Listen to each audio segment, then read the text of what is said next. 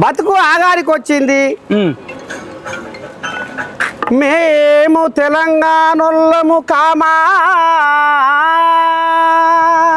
అబ్బా మేము తెలివి లేనోళ్ళమని ఎవరికి ధీమా,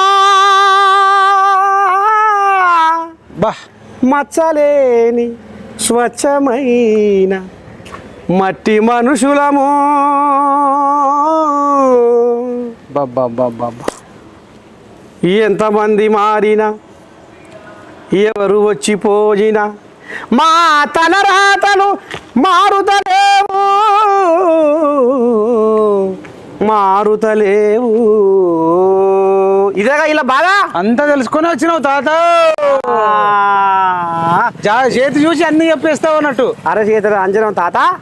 ఇక ఇప్పుడు సర్కారుకు ఇవాళ మైపాల యాదవ్ అనే పిల్లగాడు నర్సయ్య తాత నర్సయ్య తాత ఇవాళ ఆదిలాబాద్ గడ్డ మీద గుడాయత్నూరులో ఉన్నాం. గుడాయత్నూరులో ఉన్నాం.